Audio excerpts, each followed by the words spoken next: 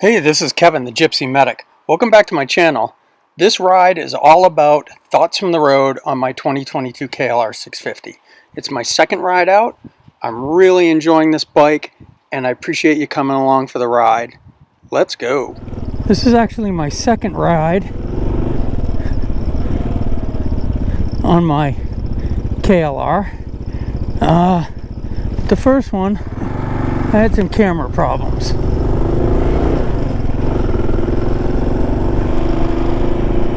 And right now, I'm having some boot problems.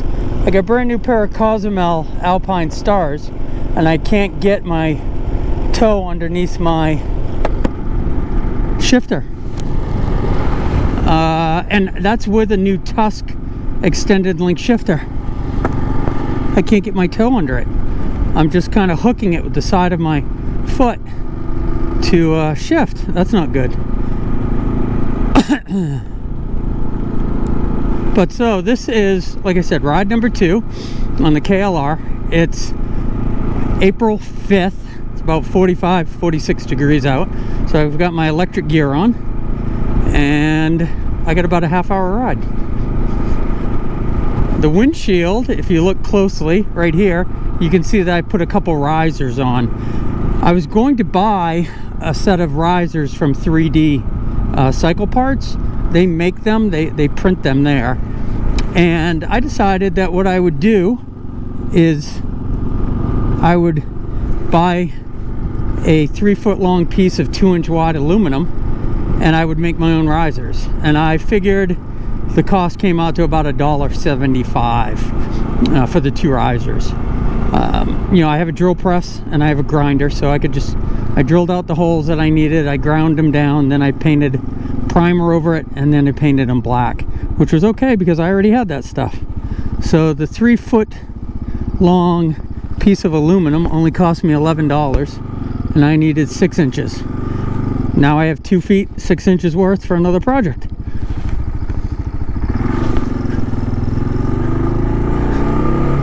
I'm gonna have to yeah, this shifter's a problem. I'm gonna have to lift that, see if I can't rotate that shifter up a little bit. I haven't ridden the bike since I put that shifter on, and I'm thinking it's a little low.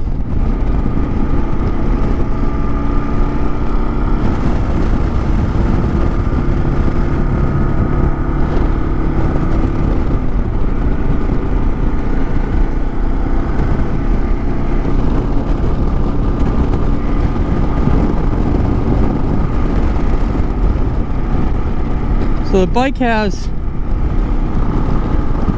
a total of 97.8 miles on it.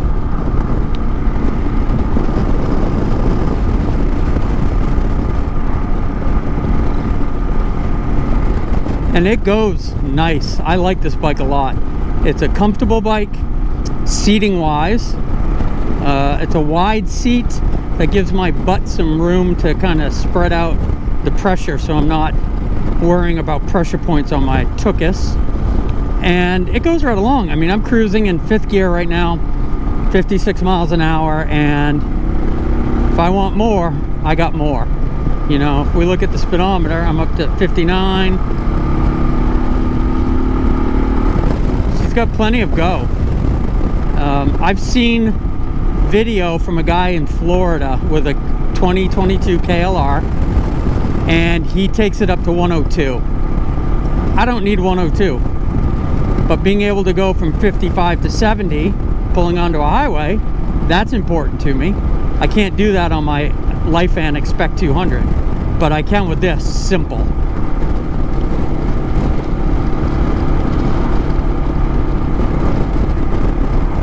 I turn my electric gear up a little bit and get a little chilly for just a moment there.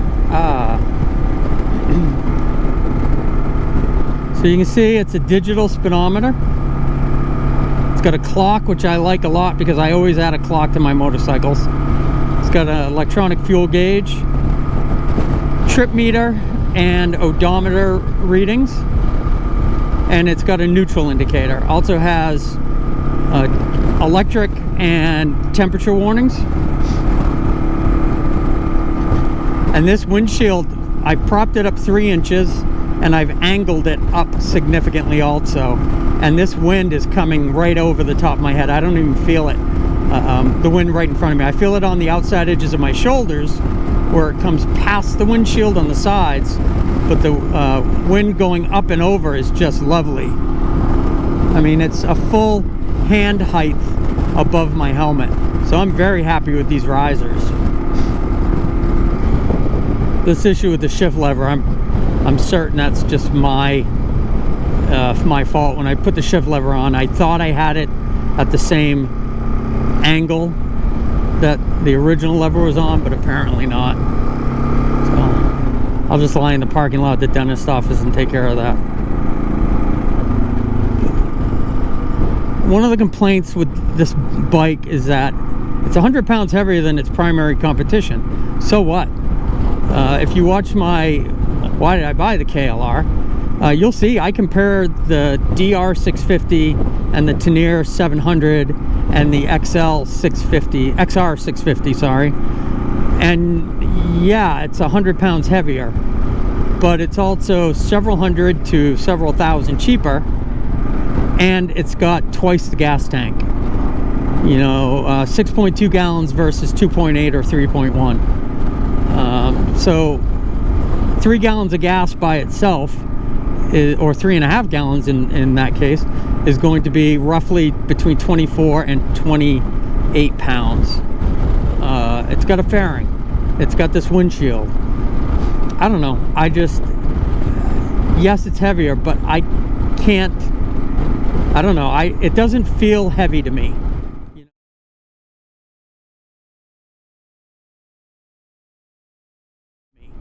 You know, I have this Lifan Expect 200, which is a 275 pound bike. And sure, when I pick it up off the kickstand, you can tell it's 200 pounds heavier. But when you ride them, this bike just gets in a groove and follows it. You know, I'm sure off-road on some of these single track stuff, it's going to be a heavier bike. I get that. But if I'm doing local, heavy, kind of hard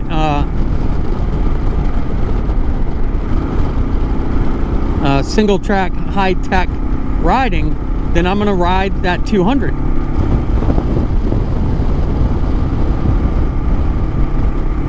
You know, I went into this motorcycle knowing what it was. 25 years ago, I owned a Honda XL600R. So the XL and the XR were basically the same bike, except cosmetically the XL was geared more, it had more of the road stuff on it. Yes, the XR had a headlight and taillights, but the XL had the blinkers, the horn, all that stuff. And it was a 650. So it was a 600 rather, 1, 2, 3. But it was a 600. And I rode that in sand pits the way I used to ride a KTM 250 that I used to have, a motocross bike, or you know, my four-wheeler, you know, sand pits. And I knew then that it was not a good bike for that kind of terrain, that it was too heavy. So I knew this bike was going to be the same way, and I'm okay with that. Like I said, I got that little 200 if I want to do that crap. All right, so I'm doing 70. I'm on a highway. I'm going to go by this guy. Bam, 80, no problem.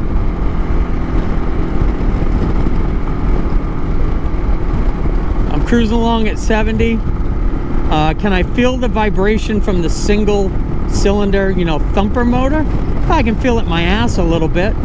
It does have rubber mounts on the seats. It's got rubber mounts on the foot pegs and rubber foot pegs, which we'll come back to. And it's got some rubber suspension systems in the handlebars and steering, as well as weights on the end, bar weights on the end, to help eat some of that up. So do I feel it more than I would on my Nomad 1600? Well, yeah, of course I do. But is it uncomfortable? No, not at all.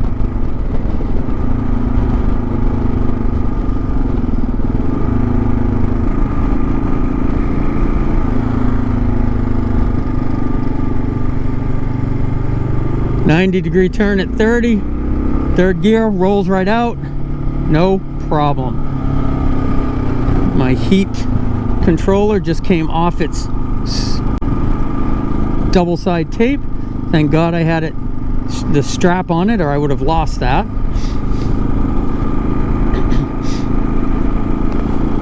Little thing, I felt that little thing hit my knee. I gotta remember that the blinker on this is not auto canceling like it is on my Nomad.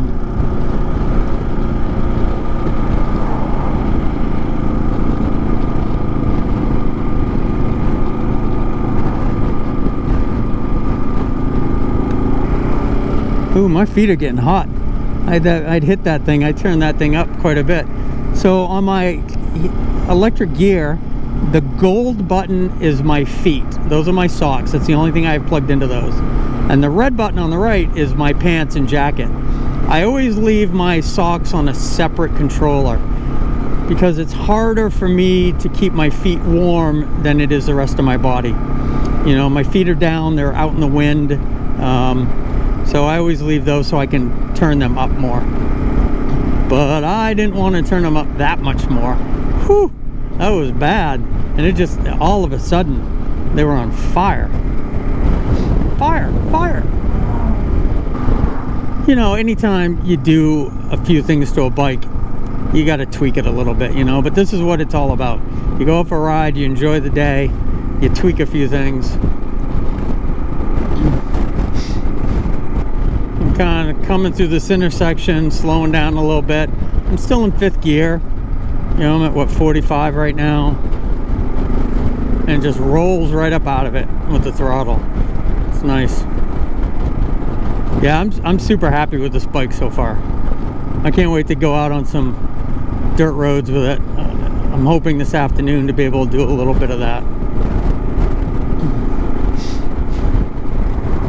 Alright, welcome to beautiful Barrington, New Hampshire.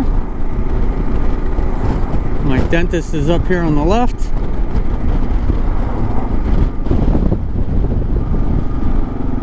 The Granite Dental Group.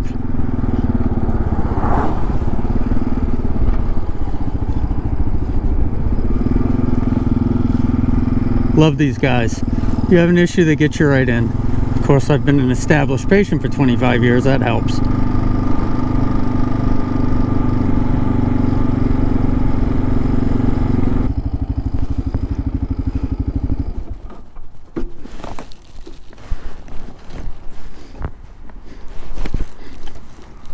Oh, crap. Forgot to unplug my gear before I climbed off. Alright. So I'm sitting with my dentist. I tried to adjust my shift lever, but my fancy little toolkit from Kawasaki does not have a wrench small enough for that. It's got a 12 and a 14, I think. And that's pretty much it.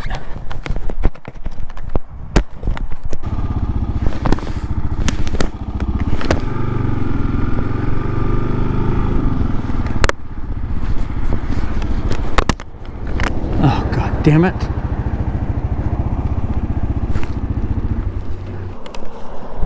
Alright, so I forgot to snap my helmet. In the process of checking that, I hit my microphone and knocked that loose. Good grief.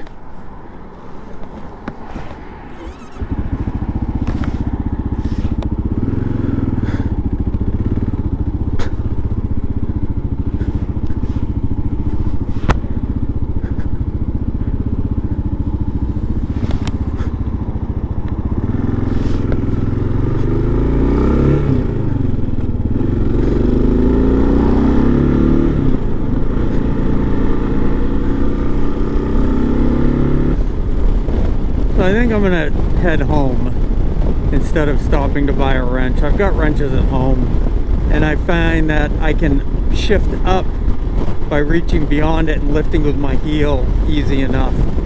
So we'll just play it by ear and head towards home. Except then, of course, I might stop for some lunch. So So note on the risers on this windshield, I read a lot about motorcycle windshields back when I replaced the one on my Nomad. I bought an oversized windshield for that. It was 2 inches taller, 2 inches wider, with a little bit of a lip to help take that air up and over me. And everything I read said you should be looking straight over the top of it. And I am. I have a good visual field over this windshield.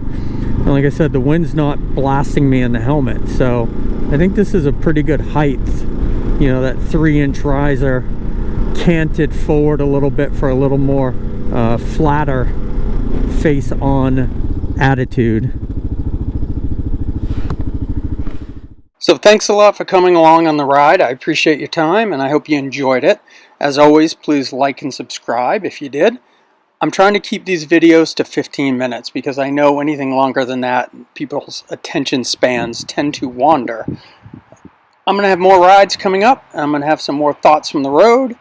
And again, I appreciate your time. Be safe, ride safe. I'll see you next time. Thanks.